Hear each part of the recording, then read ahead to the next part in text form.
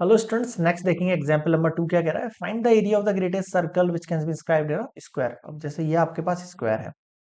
अब इसमें सर्कल तो छोटे बड़े कैसे भी हो सकते हैं, लेकिन इसने क्या बोला, ग्रेटेस्ट सर्कल बताना। तो ग्रेटेस्ट सर्कल सारी साइड्स को टच करता हुआ बनाना होगा हमें, तभी वो ग्रेटेस्ट बनेगा। ठीक है, ठीक है सर।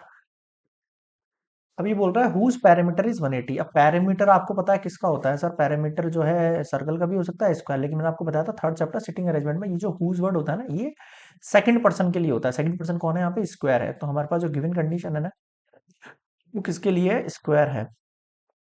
पैरामीटर ऑफ स्क्वायर होगा यहाँ पे ना।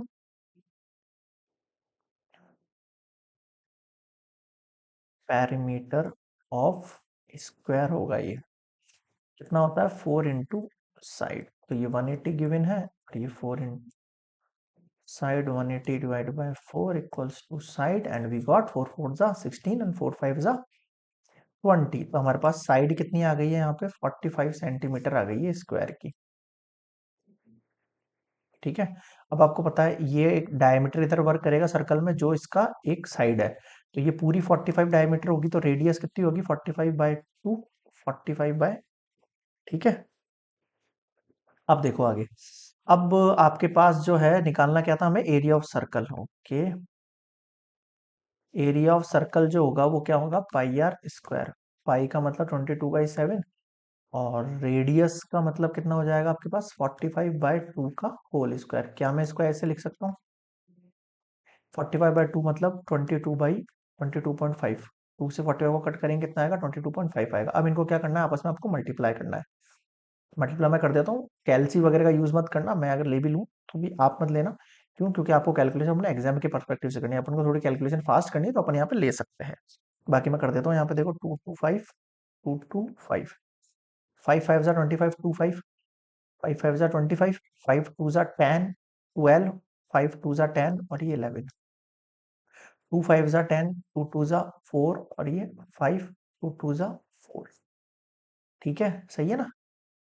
नेक्स्ट देखो, फिर वापस से जीरो। एक से 2 2 5 से करना था ना मल्टीप्लाई। हाँ सही है।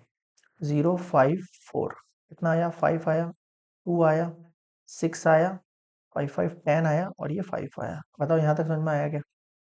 ठीक है सर। देखो पहले 5 से कर लिया। 5 5 जा 25, 2 5, 5 2 जा 10, 11, 12 हो गया। 5 2 जा 10 और 11 हो गया। फिर 2 5 जा 10 हुआ, 2 2 जा 4 और 1 5 हुआ, 2 2 जा 4 हुआ। फिर वापस से वही वाली वैल्यू लिखनी मैंने, डबल मल्टीप्लीकेशन करना। 2 5 जा 10, 0 5 और 4। 5 आ गया, 2 आ गया, 5 1 6 आ गया, 4 5 10 आ गया, 1 0 5 आ गया। ठीक है, यहाँ तक सिंपल है। आगे समझ, मेरे ख्याल में कोई दिक्कत नहीं होगी। नेक्स्ट देखो, 5 0 6 2 5, इसको किससे मल्टीप्लाई करना है? 22 से करना है मल्टीप्लाई। 2 5 जा 10, 2 2 जा 4 और 1 5, 2 6 जा 12, फिर 1 2 5 जा 10। ठीक है, सेम 0 5 2 1 0 1। बताओ समझ में आया क्या? 0 5 7 3 1 1 1। कोई दिक्कत यहाँ तक नहीं सर? अब आपको पता है ये पॉइंट्स जो है वो स्क्वायर पे लगा हुआ है, तो दो डिजिट जो है उनके लेफ्ट राइट साइड से उन पे पॉइंट लग जाएगा यहाँ पे। ठीक है, तो हमारे पास फाइनली हमने इन तीनों को मल्टीप्लाई कर लिया। किसको? 22 इंटू 22.5 डिवाइड बाय 7। आ जाओ नेक्स्ट स्लाइड पे चलते हैं। यहाँ तक एक बार पॉज कर कॉपी करेंगे सभी स्टूडेंट्स। ठीक है, तो आपका जो एरिया है वो कहाँ तक पहुंच गया? देखो 1 1 1 1 मतलब 37.11137.50। ठीक है, जीरो लगाने की जरूरत नहीं है वैसे पॉइंट्स की बात।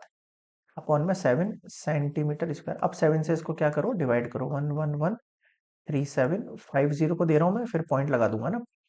तो 7 1 जा, यहाँ लिख देता हूँ ऊपर, 7 1 जा 7, कितना हो जाएगा? 4 1। 7 5 जा 35, कितना हो जाएगा? देखो ये 4 11 5 6 हो गया ये। ठीक है, कितना आ गया? 363 हो गया ना। 7 ले लो। अब 1 हो गया ये, 7 1 जा 7, फिर 5 हो गया ये। 5 में फिर डिवाइड नहीं जा रहा, ये जीरो उठा लिया मैंने। ठीक है, फिर 7 7 जा 49 करके ये 1 बचेगा। फिर वापस से हम जो है पॉइंट लगाएंगे। और फिर 0 लगाएंगे, फिर 7 1 जा 7 होगा, फिर 3 0, फिर लाइक डेट ये चलता रहेगा। अब मुझे पता है कि मेरे क्वेश्चन के अंदर एक जो था उसमें ये वैल्यू नहीं थी, यहाँ पे एक पॉइंट था। अगर यहाँ पॉइंट मान रहे हो तो इस पॉइंट को 2 डिजिट के आगे एक्स्ट्रा बढ़ा दो, ये कंसेप्ट होता है ना। 1591.07 सेंटीमीटर स्क्वायर होगा। देखो कैलकुलेशन के लिए सबसे बेस्ट तरीका यही है कि आप ज्यादा ज्यादा क्वेश्चंस को करो। नाइन्थ क्लास के अंदर आपके 2 चैप्टर्स थे, सेक्टर और इन सबसे रिलेटेड, 10th क्लास में भी थे।